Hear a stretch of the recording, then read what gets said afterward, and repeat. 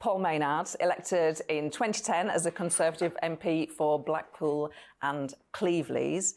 Thanks for coming in today. Really looking forward to getting to know you better. You have cerebral palsy. Tell me what happened to you at birth. Basically at birth, the umbilical cord got wrapped around my neck. I got starved of oxygen. It led to a degree of brain damage and I had cerebral palsy, of course a very broad spectrum, and I know I'm at the milder end, but nonetheless it does affect some of my motor skills, some of my coordination. When I get tired, I have a tendency to trip up, so it's not really great. How did it impact your childhood?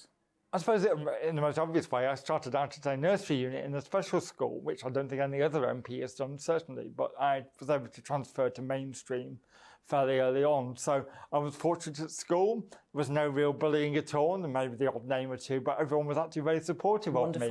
Only when I went into politics, it got a bit more challenging, perhaps. So yeah, my childhood was fairly normal, I would argue.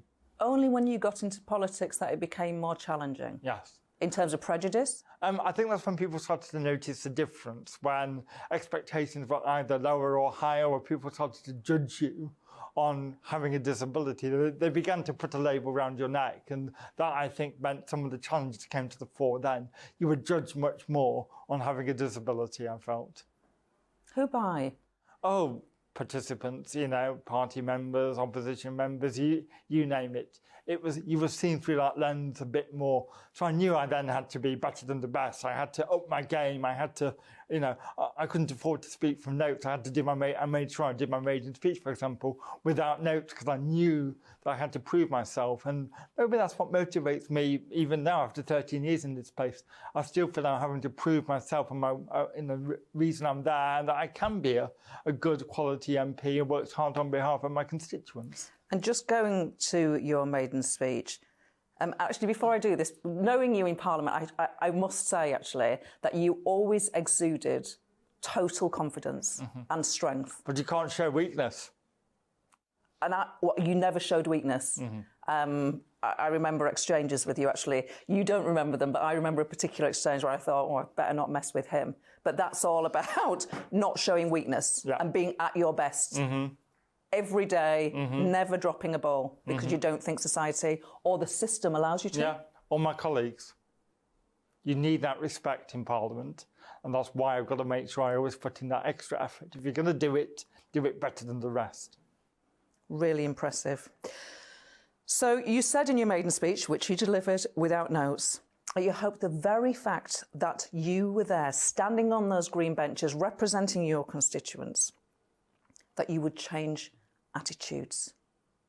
Have you? I think I have, to a certain extent. I think that's partly because Parliament itself has become more diverse, with more people with a different range of characteristics that Parliament itself has seen to have changed. Obviously, you still get the occasional comment or the occasional unkindness, but I think by and large, I've been able to contribute not just on issues around cerebral palsy and disability, but a wider range of issues. I was always concerned I might get pigeonholed as an MP. Oh, he's a disabled one, I'll only talk about this. But I made a point about talking about what issues I find in my own constituency. So in a sense, you're proving you can do the job by not talking about it. Although I do try and make sure that I do talk about it as well, because of course it matters to me. You said that you have encountered prejudice while doing your job from the system, from colleagues, from opposition members.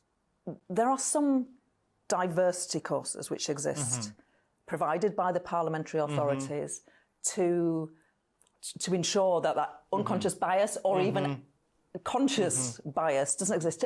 Are they a good thing? Do you subscribe? I don't think they do any harm, but I'm not sure that they're a cure for anything. It's down to individuals and how they want to behave and how they want to perceive you.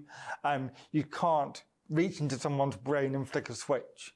It's like, you know, challenging unconscious bias is not something that a course can necessarily change. It can help people's perception, but I think it's my behaviour, it's how I deal with things, it's how I present myself that changes attitudes as much as any course where people flick through a few slides on the screen can change.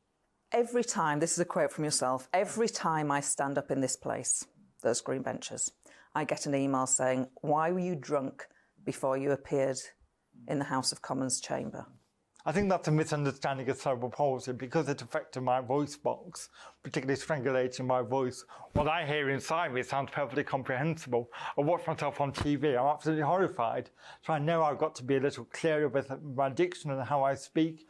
But I mean, I was coming to Westminster this week, yesterday morning, walking through the streets of Preston on the way to the station, two blokes standing on the street, laughing at me and pointing. You know, it still goes on to this day because people simply don't understand. It's part ignorance, it's part strange jealousy in some way. How dare he do this job when I could do it better sort of attitude. But it still goes on. But you know that you just have to carry on, you know, whatever. And for anybody who has cerebral palsy, I don't know if you would mind me saying, or another visible disability, correct me if you think any of my language is wrong, who thinks, is it for me? Is Parliament for me? What's your words of advice to them? Well, I always get a little concerned when people tell me that I'm a role model for them, because I'm not a role model for anyone. But I do think that, you know, I want everyone to feel that they can play a part in public life, whatever political party they're in or they support. Equally, I do tell lots of people, don't assume a career in politics is the right path to go down. Make sure you have several arrows, you know, several bows to your arrow, that you've got alternatives, because politics is not really a career, it's a form of public service that can end at any moment. So, yeah. How do we break down the misunderstandings about cerebral palsy? Is there campaigning work that you are doing that's going on now? Yes. I mean, I co-chair the all-party group with Mary Kelly Foy. We do a lot of work with the new charity set up called Action CP, doing reports not just on diagnosis, but on early years life, transitions from school to university and all that sort of thing. So we can start to challenge. But I think because cerebral palsy is such a broad spectrum of a condition, it can go from me to those who have, you know, no control over their limbs at all, for example. It's very hard to narrow it down and say, we've changed attitudes to cerebral palsy. I know people with ascertained cerebral palsy who have PhDs in astrophysics, yet can't express themselves without a computer. It's incredibly impressive what they're able to achieve. So I think challenging perceptions is all about what you can achieve and showing what you've done in life. That's what changes perceptions, in my view. Could you encourage, or do you feel you have a role to encourage more disabled people to enter Parliament? I hope so. And I always look to explain to people the challenges I face, but everyone's challenges are going to be different. I'm not in a wheelchair. But the Palace of Westminster, as you will know, is a hopelessly inaccessible place for those in a wheelchair to navigate around. So my challenges are not every person with a disability's challenges. But, you know, the House authorities are always superb at trying to work around and provide support, whatever those challenges are to individuals.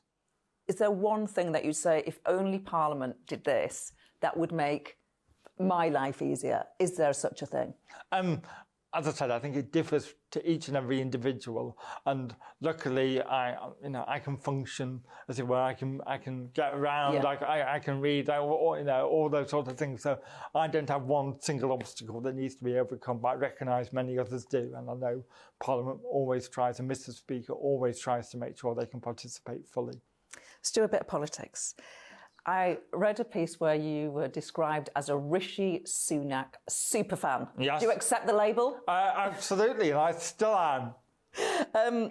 For those colleagues, and this happens in all parties, you know, there are superfans of leaders, there are sceptics, there's ambivalence. Anyone who's not a superfan, tell them why they should be a Rishi superfan. I think we're speaking shortly after the local elections, where we haven't seen the greatest performance from our party. I think I would say to those who are doubters, perhaps, that now is not the time for the party to fall into infighting. We're demonstrating our competence as a government. No one can doubt the Prime Minister is a good man trying to do his best in a difficult job. No one would ever suggest otherwise, in my view. That the party has to focus on the future. Yes, I think we need to see more vision, more of a positive reason to vote Conservative. That's why I want those who are perhaps more fond of previous regimes to feel they can play a role. I have some sympathy for some of their ideological positions. You know, I want to see a different approach to house building, but it has to be one that creates consensus rather than division, trying to prove a point. So give us your ideas, work within the mainstream of the party, and then I think we can deliver a much more powerful vision for the future. You once said, I see myself on the right of the party. I'm not a one nation wet lettuce. What's a one nation wet lettuce? So I think there may be some who have considered themselves on the left of the party who think that actually anything radical, anything reformist, anything too changey is a bit too crunchy for them. And a wet lettuce doesn't like crunchiness. Final question. You were a minister. You were a minister for a number of years. Yep. You were a transport minister. How was the civil service? I don't think they needed to make any allowances for you, but you were different from most other ministers. Was that an asset, or did there need to be some work done around how the civil service operates? I think they saw me through fresh eyes. I'm not sure they quite knew what they had to anticipate. They were quite nervous at first. As, do we need to do this? Oh, Minister, can you take the stairs? Minister, can you do this? I had to say, stop calling me Minister. It, really unnerves me. So I think at the end of the day, my natural enthusiasm for the brief, the style of working, to me it was a team. You collaborated, you did all that sort of thing that, ended up, many of the officials I work with remain some of my best friends that I see on a regular basis. So I consider that a success in terms of working with the civil service. Not every minister can probably say that. Paul Maynard, it's been an absolute pleasure. Thank you. Thank you. Coming up, Arlene Foster.